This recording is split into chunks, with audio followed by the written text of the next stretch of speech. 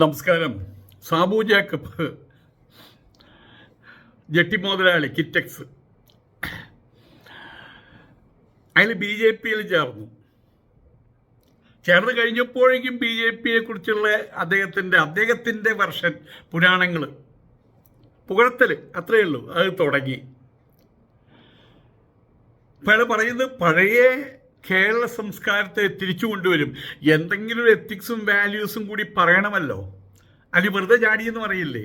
അയാൾ കണ്ടെത്തിയൊരു മാർഗമാണ് പഴയ കേരളത്തെ തിരിച്ചു കൊണ്ടുവരുമെന്ന്. ഇവിടെ സത്യത്തിൽ സംഭവിച്ച ഇത്ര മാത്രമാണ്. ഒരു മുതലാളി വേറൊരു മുതലാളിയോട് കൂടിച്ചേർന്നു.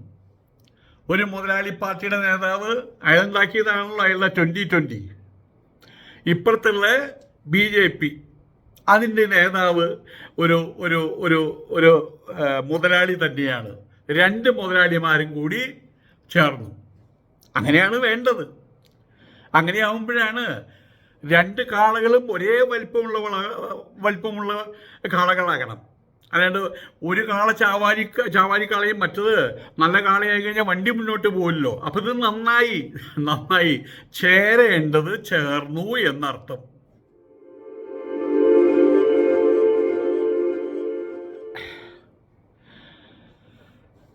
മോദിയോടൊപ്പം ചേർന്ന് BJP-യോടൊപ്പം ചേർന്ന് RSSനോടൊപ്പം ചേർന്ന് സംഘശാഖയിൽ പോയി സംഘഗാനങ്ങൾ പഠിച്ച് ഞങ്ങൾ ഈ കേരളത്തെ ഞങ്ങൾ മാറ്റിയെടുക്കുമെന്നാണ് പറയുന്നത്. ആര്? നമ്മുടെ കൃസംഗി സാബു ജോസഫ്. കേരളത്തെ ഞങ്ങൾ തിരിച്ചു കൊണ്ടുവരും, കേരളത്തെ മാറ്റിയെടുക്കും. കേരളത്തിൽ ഈ ഹിന്ദു പാർട്ടിയാണല്ലോ BJP. ഇവിടെ ഹിന്ദുക്കളുണ്ടായിരുന്നില്ല കേട്ടോ. സാബു ജേക്കബിന് ആ ചരിത്രം അറിയില്ല. അയാൾ പറയുന്ന ചരിത്രം പിണറായി വിജയൻ അധികാരത്തിൽ വരുന്നതിന് മുമ്പുണ്ടായിരുന്ന കേരളത്തെ ഞങ്ങൾ തിരിച്ചു കൊണ്ടിരുന്നാണ് ഈ പറയുന്നത്. പക്ഷെ പറയുമ്പോൾ എന്താ, ആ പഴയ എന്ന് പറയുമ്പോൾ നമ്മൾ 10,000 കൊല്ലം 20,000 കൊല്ലം 30,000 കൊല്ലം പഴക്കമുള്ള കേരളത്തെക്കുറിച്ച് പോലും ചിന്തിക്കണം. അങ്ങനെയാണെങ്കിൽ പഴയതെന്ന് പറഞ്ഞാൽ പുതിയതെന്ന് പറയാൻ നമുക്ക് നിമിഷങ്ങളെ ബാക്കിയുള്ളൂ. ബാക്കിയുള്ള സങ്കല്പങ്ങളാണ്. പുതിയ ലോകമെന്ന് പറയുമ്പോൾ ഇതാ കഴിഞ്ഞു, ഇവിടെയും അത് ഭൂതകാലമായി മാറി. നിമിഷങ്ങളെ കൊണ്ട് നിമിഷാർദ്ധം നമുക്ക് വർത്തമാനം ഭാവി നമുക്ക് സ്വന്തമല്ല. ഭൂതകാലമാണെങ്കിൽ നമുക്ക് എത്ര വേണമെങ്കിൽ നീട്ടിക്കൊണ്ടുപോകും. ഇവിടെ 1.5 ലക്ഷം വർഷം മുമ്പ് നിയാണ്ടർതാൾ മനുഷ്യന്മാരുണ്ടായിരുന്നു. 16 ലക്ഷം വർഷം മുമ്പ് ഇവിടെ മറ്റേ ഈ ആഫ്രിക്കയും ഇന്ത്യയും കൂടിച്ചേർന്ന് കിടക്കുകയായിരുന്നു എന്നൊക്കെ പറഞ്ഞ് പല മണ്ടത്തരങ്ങളൊക്കെ നമുക്ക് എഴുന്നള്ളിക്കാം. ആ പഴയ കേരളം നമ്മളിനി അത്രത്തോളമൊന്നും പോകണ്ട.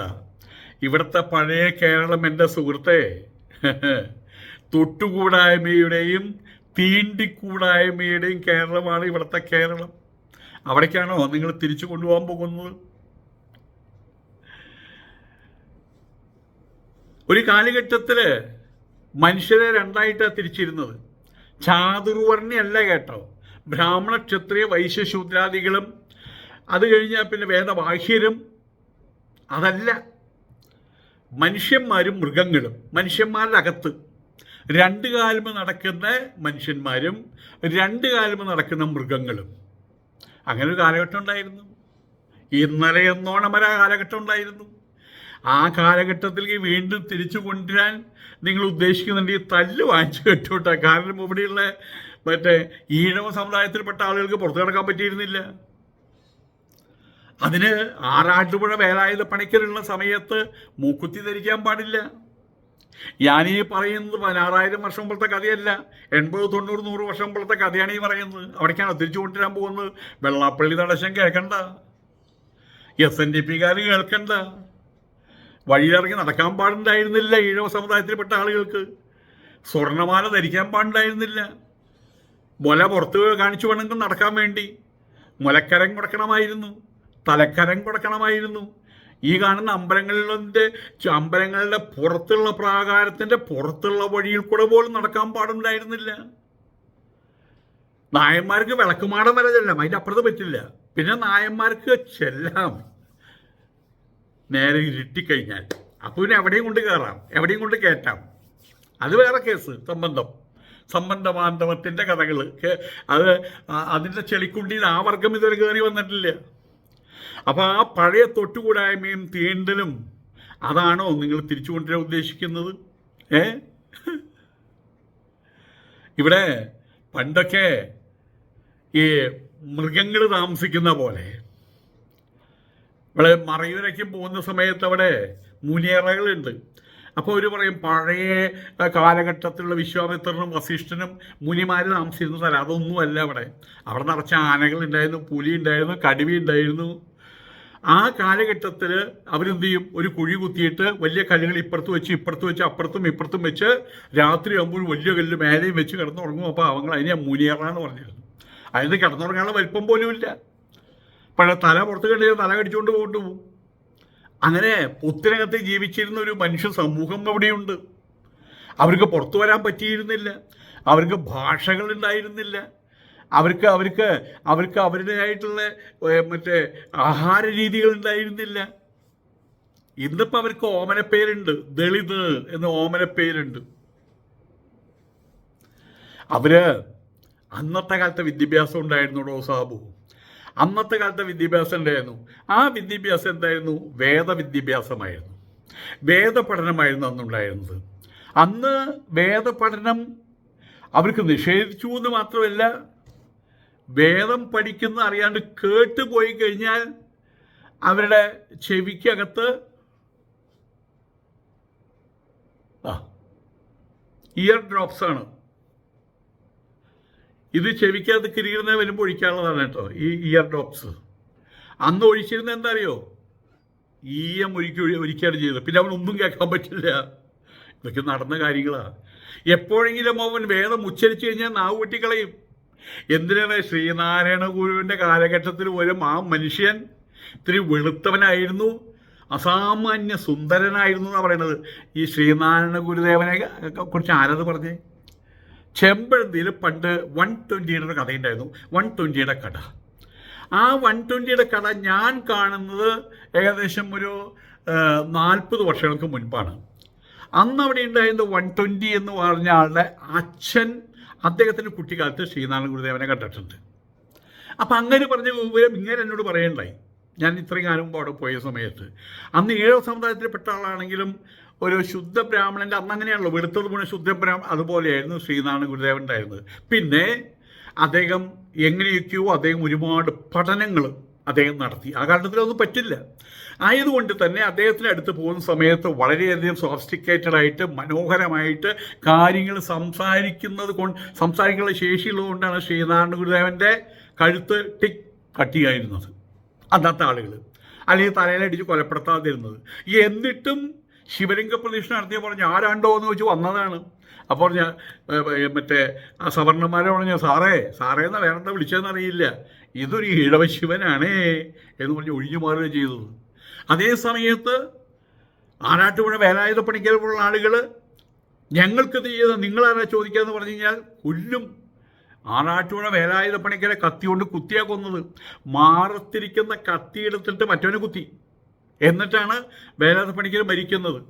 ആ കാലഘട്ടത്തിലേക്കാണോ തിരിച്ചു കൊണ്ടുവരാൻ ഉദ്ദേശിക്കുന്നത്? ജാതിയിൽ താഴ്ന്നവൻ ഇന്നും അതൊക്കെ ഉണ്ട്.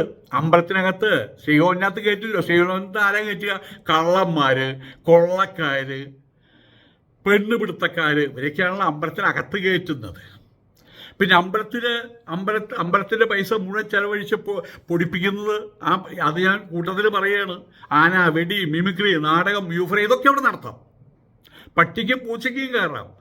എന്നും നായർക്ക് അവിടെ മറ്റേ ശ്രീകോവിലിൽ കയറാൻ പറ്റില്ല, ഈഴവന് ശ്രീകോവിലിൽ കയറാൻ പറ്റില്ല. പക്ഷേ ഈഴവനെ സംബന്ധിച്ച് ഈഴവൻ്റെ അമ്പലത്തിൽ അവൻ കയറുന്നുണ്ട്, അന്തസ്സായിട്ട് പൂജ ചെയ്യുന്നുണ്ട്. അവർക്ക് തന്ത്രിമാരുണ്ട്, രാജേഷ് തന്ത്രിയുണ്ട്, അവരുടെ അച്ഛൻ ശ്രീധരൻ തന്ത്രി ഉണ്ടായിരുന്നു. അവർ കൃത്യമായിട്ട് പഠിച്ചവരാണ്. വേദപഠനം ഏറ്റവും മനോഹരമായിട്ട് ശിവഗിരിയിൽ അപ്പോൾ നടക്കുന്നത്. വേറെ അവിടെ നടക്കുന്നുമില്ല അതായിട്ടുള്ളത് കേരളത്തിൽ. പക്ഷെ എന്നിട്ടും അവരെ മാറ്റി നിർത്തുകൊണ്ടിപ്പോൾ ഒന്നും സംഭവിച്ചില്ല. അവരും എല്ലാ രീതിയിലും മേലോട്ട് കയറിപ്പോയി കഴിഞ്ഞു. അപ്പോൾ അത് പറഞ്ഞു വരുന്നത് ഈ ഒരു മറ്റേ മുലകളുള്ള സ്ത്രീകൾ മുലക്കരം കൊടുക്കണം, തലയുള്ള പുരുഷന്മാർ തലക്കരം കൊടുക്കണം. ഇതൊക്കെ ആ ഒരു കാലഘട്ടം ഉണ്ടായിരുന്നു. എന്താ ആ ഭാഗത്ത് തിരിച്ചു കൊണ്ടുവരാൻ പോവുകയാണോ സാബു? സാബു നിങ്ങളെ സംബന്ധിച്ച് ഇത്ര മാത്രമേ ഉള്ളൂ. നിങ്ങളൊരു മുതലാളിയാണ്, കുറേ കയ്യിൽ പൈസ വന്നു. മറ്റൊരു മുതലാളിയെ കണ്ടപ്പോൾ അപ്പന അസ്മാദികൾ കൂടിച്ചേരുമല്ലോ, നായരായിട്ട് കൂടിച്ചേരുന്ന പോലെ എവിടെയെങ്കിലും മറ്റേ അമേരിക്കയിൽ വെച്ച് കാണുന്ന സമയത്ത് മലയാളികൾ തമ്മിൽ കണ്ടെത്തി. ഇയാൾ മലയാളം സംസാരിക്കുന്ന അയാൾ നിങ്ങൾ മലയാളിയാണോ? അതെ. അടുത്ത ചോദ്യം എന്താ അറിയോ? എന്താ പേര്? എൻ്റെ പേര് മണി എന്നാണ്. ഓ ശരി. അച്ഛൻ്റെ പേരെന്താ? അച്ഛൻ്റെ പേര് ബാബു എന്നാ. ഓ അത് ശരി. അച്ഛൻ്റെ പേരോ? ദാമോദരൻ നായർ. അത് നിങ്ങൾ നേരത്തെ പറഞ്ഞാൽ പോരെ കൂട്ടായി. കാരണം ഇയാൾ നായരാണ്, അങ്ങനെ നായരാ. അതല്ലെങ്കിൽ മറ്റേ ഈഴവനാണെങ്കിൽ എന്തെങ്കിലും ആരോ ഒരാൾ പറഞ്ഞ പോലെ മറ്റേ നിങ്ങളുടെ വീട്ടിലാരൊക്കെയുണ്ട്? വീട്ടിൽ മാമയുണ്ട്, ചെറിയമ്മയുണ്ട്, വല്യമ്മയുണ്ട്. മാമയുണ്ട്, പാപ്പയുണ്ട്, വലിയ പാപ്പയുണ്ട്, ചെറിയ പാപ്പയുണ്ട് എന്ന് പറഞ്ഞാൽ അതുപോലെ വേറൊന്നുണ്ട്, അതിക്ക് മുപ്പാട്. അത് പറഞ്ഞാൽ നമ്മുടെ ആളാ. ഇന്ന് ഏത് ജില്ലാ കളക്ടർ ആണെങ്കിലും ഒരു നായർ പറയും അതിന് മുമ്പ് എന്ന് പറയും. ഒരു ഈഴവൻ എന്താ പറയുക? അതിക്ക് മുപ്പാട്. എനിക്കുണ്ടേ, നിൻ്റെ കയ്യിലുണ്ട പൈസ? എനിക്കുണ്ടേ, എൻ്റെ കയ്യിലുണ്ട പൈസ എന്നെങ്കിലും പറഞ്ഞ പോലെ ആ ഒരു സാധനം ഇപ്പോഴും കൈമോശം വന്നിട്ടില്ല. അതിക്ക് മുമ്പ് എന്നുള്ളത്, അതിക്ക് മുപ്പാട്. അതിക്ക് പറഞ്ഞു വരുന്നത് ഇങ്ങനെ ആളെയും തരം തിരിച്ചറിഞ്ഞുകൊണ്ട് അപ്പന ഞങ്ങളുടെ ആളുകൾ, അതായത് നവോത്ഥാനം ഇവിടെ വരരുത് എന്നർത്ഥം. മനുഷ്യനായിട്ട് ആ രീതിയിൽ മഹോന്നതനാകരുത് എന്നർത്ഥം. അവനിങ്ങനെ പല തുരുത്തുകളിൽ നിന്ന് വീണ് കിടക്കണം. ആ ഒരു അവസ്ഥ. ഈ പട്ടിക്ക് ആ പട്ടിയെ കണ്ടുകൂടാ, ആ പട്ടിക്ക് ഈ പട്ടിയെ കണ്ടുകൂടാ. ബോംബെയിലേക്കും ഗല്ലികൾ എന്ന് പറയും. ഈ ഗല്ലിയിലെ ഗുണ്ട ആ ഗല്ലിയിലെ പോകരുത്, ആ ഗല്ലിയിലെ ഗുണ്ട ഇങ്ങോട്ട് വരരുത്. ഇതല്ലേ ഇവിടുത്തെ ജാതി വ്യവസ്ഥയും കാര്യങ്ങളും. ഇന്നിപ്പോൾ അത് പരസ്യമായിട്ട് പറ്റാണ്ടായി. അത്രയെങ്കിലും പുരോഗമനം ഉണ്ടായി. പക്ഷെ നിങ്ങൾക്കത് ആ പഴയ കാലത്തിൽ വലിച്ചു കൊണ്ടുപോകണം. ഇവിടെ ഈ ഓണവും വിഷുവും തിരുവാതിര എന്നൊക്കെയും പറയും. ഇന്നിപ്പോൾ ഓണക്കും വന്നു കഴിഞ്ഞാൽ ഗവൺമെൻറ്റാണ് ഓണം നടത്തുന്നത്. അന്ന് ഓണം വന്നാലും വിഷു വന്നാലും തിരുവാതിര വന്നാലും ശിവരാത്രി വന്നാലും കോരന് കഞ്ഞി എവിടെയാണെന്നറിയോ? കോരന് കഞ്ഞി കുമ്പിള്ള. ഒരു കാലഘട്ടത്തിൽ മലബാർ ഏരിയയിലൊക്കെ അവർണന്മാർ ഈഴവ സമുദായത്തിൽ അടക്കമുള്ളതാണ്. ഇപ്പോൾ നമ്മുടെ രാജ്യം ഭരിക്കുന്ന പിണറായി വിജയൻ സഖാവിൻ്റെ അവരുടെ കാരവന്മാർ അവരൊക്കെ മാറി നിൽക്കണം. ഇത്ര അടി മാറിയിരിക്കണം, ഇത്ര അടി ഇവൻ മാറിയിരിക്കണം, നായിൽ ഇത്ര അടി മാറിയിരിക്കണം, മറ്റോ ഇത്ര അടി മാറിയിരിക്കണം. മാറി നിന്നില്ലെങ്കിലോ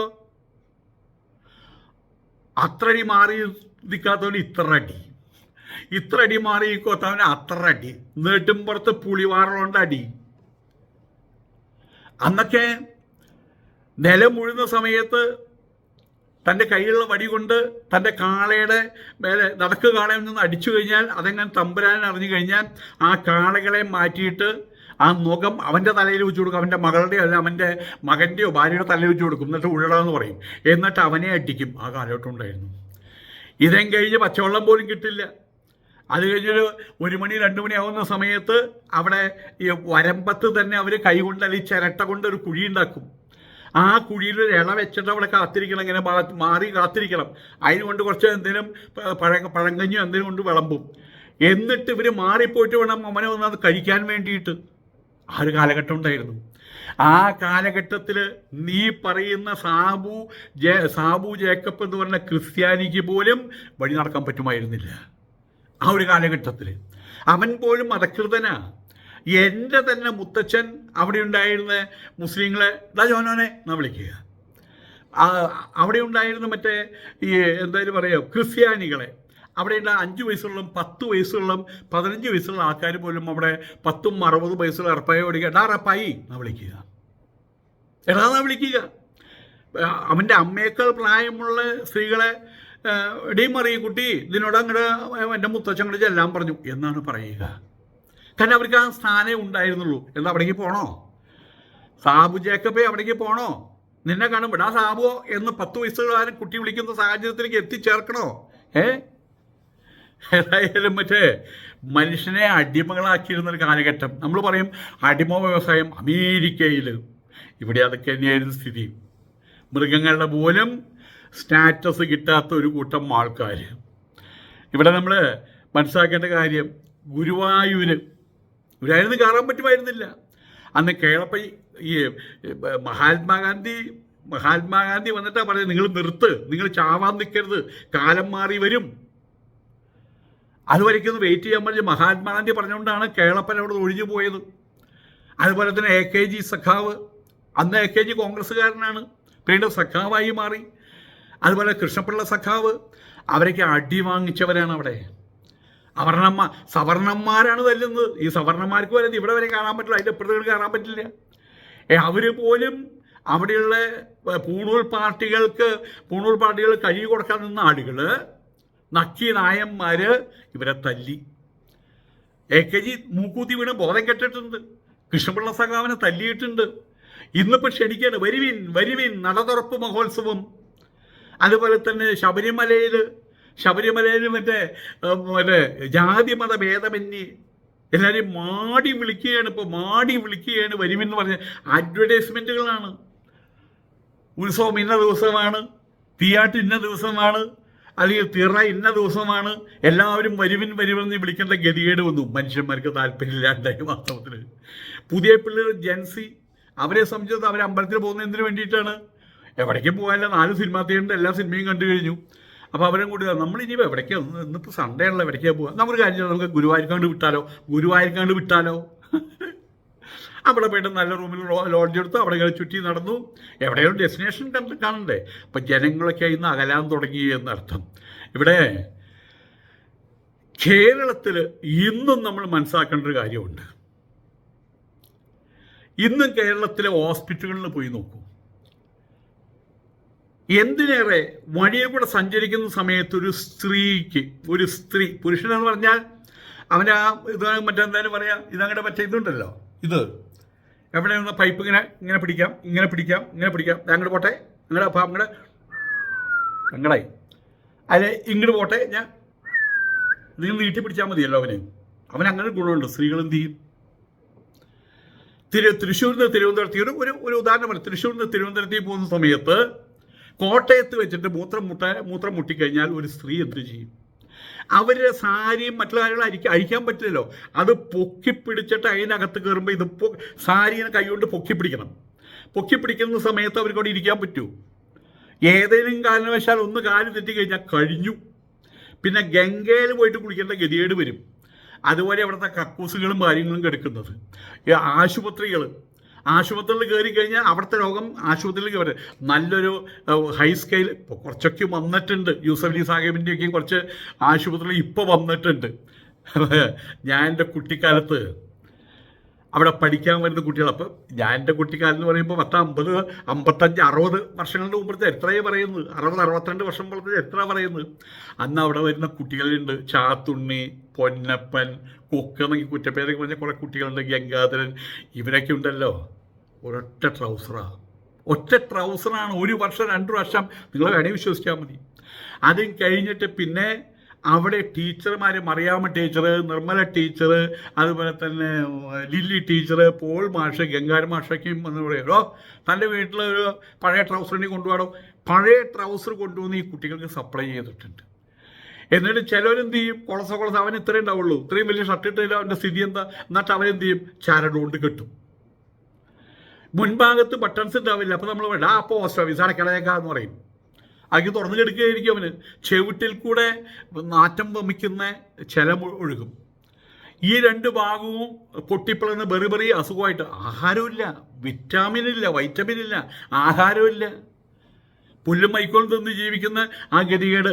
ഇന്നലത്തെ കാര്യമാണ് പറയുന്നത്, ശങ്കരാചാര്യ കാലത്തുള്ള കാര്യമല്ല പറയുന്നത്, ഞാൻ അനുഭവിച്ചിട്ടുള്ള കാര്യമാണ് പറയുന്നത്. ഞങ്ങളവിടെ കുറച്ച് ആൾക്കാരാണ് ആഹാരം കഴിച്ച് ജീവിക്കുന്നത്. ഞാൻ സ്കൂളിലേക്ക് ചോറും പാത്രം കൊണ്ടുപോയി, എനിക്കൊരു അവിടെ നിന്ന് ഇങ്ങോട്ട് 2.5 കിലോമീറ്റർ നടക്കണം, ഇവിടുന്ന് അങ്ങോട്ടും നടക്കണം, ബസ്സൊന്നുമില്ലല്ലോ. അപ്പോൾ ഒരിക്കൽ എനിക്ക് തോന്നി ഒരു ചോറും പാത്രം വാങ്ങിക്കണമെന്ന്. അങ്ങനെ എൻ്റെ ചെറിയച്ഛനോട് പറഞ്ഞു ഒരു ചോറും പാത്രം വാങ്ങിച്ചു. എന്നിട്ട് ചോറും പാത്രം ഒരു വല പോലെ ഒന്നിലേക്ക് ഇട്ടിട്ട് അതും കൊണ്ടുപോയിട്ടാണ് ഞാൻ സ്കൂളിലേക്ക് പോവുക. അന്ന് അവിടെ ഉണ്ടായിരുന്ന രംഗമ്മാഷ് എൻ്റെ മുത്തച്ഛനോട് പറഞ്ഞു, മേന്നെ ഇങ്ങോട്ട് വരുമോ, ഒരു കാര്യം പറയാനുണ്ട്. എന്താ, കുട്ടിയുടെ കയ്യിൽ ചോറ് അങ്ങോട്ട് കൊടുത്തയക്കണ്ട. അവിടെ കുട്ടികൾക്കൊന്നും ചോറ് കഴിക്കേണ്ട വരുന്നത് ഉച്ച സമയത്ത്. അപ്പോൾ അവിടെ ഇരുന്ന് ഇങ്ങനെ 2-3 കുട്ടികൾ ആഹാരം കഴിക്കുമ്പോൾ മറ്റു കുട്ടികളായിരുന്നു നോക്കിയിരിക്കുക. അന്ന് പറഞ്ഞ് അങ്ങോട്ട് ആഹാരം കൊണ്ടുപോയി നിർത്തി. എടോ സാബു ജേക്കബേ, ഇത് 500 വർഷം മുമ്പ് നടന്ന സംഭവങ്ങളല്ല ഈ പറയുന്നത്. അവിടെ നിന്ന് മാറി വന്ന് തൃശ്ശൂരിൽ നിന്ന് തിരുവനന്തപുരത്ത് എത്താൻ വേണ്ടി ഇവിടുത്തെ നിങ്ങൾ പറഞ്ഞ രാജാക്കന്മാരുടെ കാലഘട്ടത്തിൽ എത്ര പുഴയരിയിൽ വന്നിട്ട് ബസ് നിർത്തണം, എന്നിട്ട് അവിടുന്ന് വഞ്ചിയിൽ കയറി, എന്നിട്ട് അപ്പുറത്ത് പോയിട്ട് അവിടുന്ന് വഞ്ചിയിൽ കയറി ആ നദി കടന്ന് അവിടുന്ന്, അന്ന് ഇവിടെ കരിവണ്ടികളുണ്ടായിരുന്നത്, അതൊക്കെ മാറി ഇന്ന് അമേരിക്കയിൽ വരുന്നത് നാളെ കേരളത്തിൽ എത്തുന്ന ഒരു സാഹചര്യം ഇവിടെ ഉണ്ടായി കഴിഞ്ഞു. അതൊന്നും പോരാഞ്ഞ പഴയ കോപ്പിലേക്ക് പഴയ കോണത്തിലേക്ക് പോകണമെന്ന് താൻ പറയുന്നത്. താൻ എന്ത് മണകുണാഞ്ചനാണോ? അതുകൊണ്ട് ഒന്ന് പഠിക്കാൻ ശ്രമിക്കണോ, പഴയ കാലഘട്ടം ഒന്ന് പഠിക്കാൻ ശ്രമിക്കണോ. ആയതുകൊണ്ട് തന്നെ ഇവിടെ നമ്മളൊരു കാര്യം മനസ്സിലാക്കേണ്ടതുണ്ട്. നിങ്ങളെ സംബന്ധിച്ചിടത്തോളം ഇപ്പോൾ നിങ്ങൾക്ക് കുറേ പ്രശ്നങ്ങളുണ്ട്. നിങ്ങൾ മുതലാളിയാണ്. കേരളത്തിൽ നിങ്ങൾക്ക് പ്രശ്നങ്ങളുണ്ട്. കേരളത്തിൽ നിങ്ങളുടെ ഏറ്റവും കൂടുതൽ വൃത്തികെട്ട വെള്ളം പുറത്തേക്ക് വരുന്നത് ഈ തുണി ബിസിനസ്സിലാണ്. അയാൾ ഷെഡ് ഉണ്ടാക്കുന്നത് അവിടെ. അതുപോലെ തൊകല് ബിസിനസ്സിലാണ് ഏറ്റവും കൂടുതൽ വൃത്തികെട്ട വെള്ളം. അത് ഗംഗാജലത്തിലേക്ക് കണ്ണാൻ ഒഴുക്കുന്നില്ല. അതിപ്പോൾ ബാൻ ചെയ്തിരിക്കുകയാണ് അവിടെ യോഗി മറ്റുള്ള ആൾക്കാരേക്കും കൂടിയിട്ട്. അതിന് വേറെ കിണർ കുത്തിയിട്ട് അതിനകത്ത് കടന്നു നോക്കിയാൽ ഇതായിട്ടുണ്ട് ഇവിടെ ഇതുപോലെ തന്നെ ഈ വെള്ളം മുഴുവൻ അടുത്ത ഏതോ നദീൻ്റെ അവിടെ അതിലേക്ക് വിടുന്നതിനെതിരെ നടന്ന സമരത്തിൻ്റെ പേരിലാണ് ഈ 2020 ആരംഭിച്ചത്. അയാളുടെ സ്വാർത്ഥ താല്പര്യ സംരക്ഷണത്തിന് വേണ്ടിയാണ് 2020 ആരംഭിച്ചു. സ്വാഭാവികമായിട്ട് ഒരു രാഷ്ട്രീയ പാർട്ടി മറ്റൊരു രാഷ്ട്രീയ പാർട്ടി ഇഷ്ടപ്പെടണമെന്നില്ല. അവർ കയറി മാന്തി, അവർ കയറി ചൊറിഞ്ഞു, ഈ ആൾക്ക് അത് തിരിച്ചു ചെയ്യാൻ പറ്റുന്നില്ല. അയാൾ അങ്ങനെ ഇവിടെ നാട് വിട്ടു. എന്നാലും കേരളം എന്നൊരു നാടുണ്ട് അത്രേ എന്ന് പറഞ്ഞാൽ ആ ഒരു ബോധമുണ്ട്. ഇങ്ങോട്ട് വരാനുള്ള ബോധം. അവിടെ എത്ര പോയാലും അന്യനാണ്. എന്നാ അടി കിട്ടുമെന്ന് അറിയില്ല. ക്രിസ്ത്യാനിയാണേ. ഇയാൾ ആന്ധ്രയിലോ തെലുങ്കാനയിലെങ്കിലും പോയിട്ട് ബിസിനസ് ആരംഭിച്ചു കഴിഞ്ഞാൽ അവിടെ എന്നാണ് നമ്മളുടെ കിറ്റക്സിൻ്റെ മുതലാളി മറ്റേ സാധനം മതപരിവർത്തനത്തിൻ്റെ ആളാണ്. അവനെ പിടിച്ച് തല്ലടാൻ പറഞ്ഞാൽ കഴിഞ്ഞില്ലേ? അതെപ്പോഴാണ് സംഭവിക്കാറ്? ഉത്തരേന്ത്യത്തെ സ്ഥിതിയാണ്. അപ്പോൾ അയാൾക്ക് ഇവിടെ തിരിച്ചു വരണം. തിരിച്ചു വരുമ്പോൾ സ്വാഭാവികമായിട്ട് ഏത് മുതലാളിക്കും ഇടി പേടിയാണ്. ഇടിയല്ല, ഇടി പേടിയാണ്. അങ്ങനെ എന്തെങ്കിലും ക്രമക്കേട് വന്നിട്ടുണ്ടാകാത്ത ഒരാൾക്ക് എന്താ പ്രശ്നം? ഒരു പ്രശ്നമില്ല. എനിക്ക് പ്രശ്നമില്ലല്ലോ. അപ്പോൾ ഇടിയെ പേടിക്കേണ്ടുന്ന ഒരു സാഹചര്യം അയാൾക്ക് വന്നു കഴിഞ്ഞിട്ടുണ്ട്, മുതലാളിക്ക് വന്നു കഴിഞ്ഞിട്ടുണ്ട്. അപ്പോൾ പിന്നെന്താ, ഒരു ഡീല് ആരുമായിട്ടാൽ ഡീല് വയ്ക്കുക. നമ്മളുടെ ട്രോയ് സിനിമയിൽ പറയുന്നുണ്ട്, സിംഹം കഴുതകളുമായിട്ട് ഡീല് വയ്ക്കാറില്ല എന്ന്. അവർ തമ്മിൽ ഒരു കൂടിവാഴ്വരോ സന്ധി ഉണ്ടാകാറില്ല എന്ന്. ആയതുകൊണ്ട് തന്നെ മുതലാളിയെ കണ്ടു, ഈ മുതലാളി കണ്ടു, ആ മുതലാളിയെ കണ്ടു, ആ മുതലാളിയും ഈ മുതലാളിയും കൂടി കണ്ണിറുക്കി കാണിച്ചു. അവർ തമ്മിൽ പ്രണയമായി രണ്ടും അങ്ങോട്ട് ലയിച്ച് ചേർന്ന് അങ്ങോട്ട് ആ വിഹിത ബന്ധം അതാണ് ഇപ്പം ഉണ്ടായത്. സംഘപരിവാർ സംഘടനകളുടെ അച്ചാരം അല്ലെങ്കിൽ അവരുടെ കുറേ വാഗ്ദാനങ്ങൾ താനിയൊന്നുകൊണ്ടും പേടിക്കണ്ട. അത് മതിയല്ലോ ഇയാൾക്ക്. വേറെ ഒരു പൈസയൊന്നും വേണ്ട. അയാളുടെ കയ്യിലുള്ള മടിശീലയിലെ ഭാരം അല്ലെങ്കിൽ ആ മടിശീലുള്ള കനം പോകാതെ സൂക്ഷിക്കണം. അതിൽ കുറച്ച് ഇവർക്ക് കൊടുത്താലും കുഴപ്പമൊന്നുമില്ലല്ലോ. ഏതായാലും അതിന് വേണ്ടിയിട്ട് വാഗ്ദാനങ്ങളാവട്ടെ എന്തോ ആവട്ടെ അച്ചാരം വാങ്ങി ഇയാൾ BJPയിലേക്ക് എടുത്ത് ചാടി. ചാണകക്കുഴിയിലേക്ക് എടുത്ത് ചാടിയപ്പോഴേക്കും അയാൾക്ക് ബോധം വന്നു. കേരളത്തെക്കുറിച്ചുള്ള ബോധം, ഭാരതത്തെക്കുറിച്ചുള്ള ബോധം, സനാതനത്തെക്കുറിച്ചുള്ള ബോധയ്ക്കും വന്നു. ഉടനെ തന്നെ പ്രഖ്യാപിച്ചു, നമ്മുടെ കേരളം വലിയ കഷ്ടപ്പാടില്ല. എന്നിട്ട് നമ്മുടെ കേരളത്തെ ആ പഴയ കേരളമാക്കി മാറ്റണം. ഏത് പഴയ കേരളം? ഇത്രയേ ഉള്ളൂ. പിണറായി വിജയൻ ഇവിടെ ഭരിക്കാൻ തുടങ്ങിയതിന് മുമ്പുള്ള കാലഘട്ടത്തിലെ കേരളം. അതാവുമ്പോൾ ആർക്കും എന്തും ചെയ്യാമല്ലോ. അത്രയേ ഉദ്ദേശിച്ചിട്ടുള്ളൂ. അതെന്താ, അതുള്ള കാര്യങ്ങൾ തുറന്നു പറഞ്ഞാൽ കഴിഞ്ഞില്ലേ? പക്ഷെ ഇപ്പം അയാൾ പറയുന്നത് കേരളത്തിനെ മാറ്റിമറിക്കുന്നു. പറ്റില്ലടോ, അതിനൊന്നും തനിക്ക് പറ്റില്ലടോ.